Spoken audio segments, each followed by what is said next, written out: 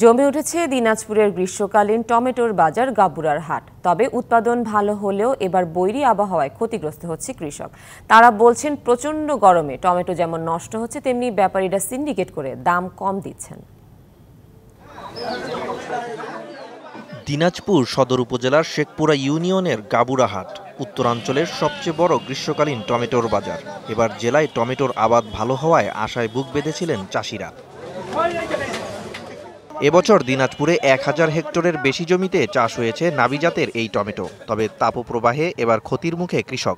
বাজার খারাপ, 300, 350, 250 তা দিয়ে পোষায় না, তাতে হিসাব করে দেখা যাচ্ছে খরচের দামেও দিবে না। প্রায় 1.5 মাসের জন্য এই হাটে বেচাকেনা হয় 50 কোটি টাকার বেশি টমেটো। প্রকারভেদে বিক্রি হচ্ছে 300 থেকে 400 টাকা মন। কাঙ্ক্ষিত দাম না পাওয়ায় হাসি নেই কৃষকের মুখে। তাদের অভিযোগ, ব্যাপারীদের সিন্ডিকেটের কারণে কম দামে বিক্রিতে বাধ্য হচ্ছেন তারা। বাজারটা হয়ে যাচ্ছে আপনার সিন্ডিকেট।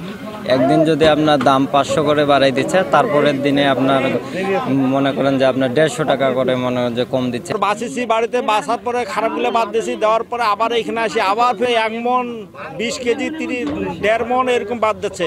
তবে এই অভিযোগ প্রত্যাখ্যান করে ব্যাপারীরা বলছেন, অতিরিক্ত গরমে টমেটোর আকার ছোট এবং একসাথে দ্রুত পেকে যাচ্ছে, তাই বাজারে সরবরাহ অনেক বেশি হওয়ায় প্রভাব পড়েছে দামে। রোদের কারণে মাল চাইরানি মাল ভালানি যায়, আমরা বেচতে গেলে মাল বেচতে পারতাছি না, মাল গ্যাসে বাজার কিনছে তখন ডবল আমদামি মাল। নরম হইতাছে রোদের কারণে, মাল টেকতাছে না, মাল পুত ফালানি যাইতাছে। দাবি উঠেছে গ্রীষ্মকালীন এই টমেটোর ন্যায্য দাম নিশ্চিত করা সহ সংরক্ষণাগার স্থাপনে সরকারি কার্যকরী পদক্ষেপের।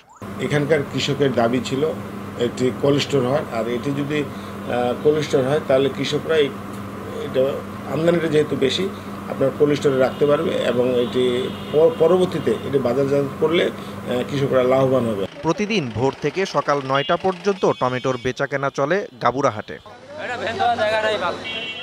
DBC news desk.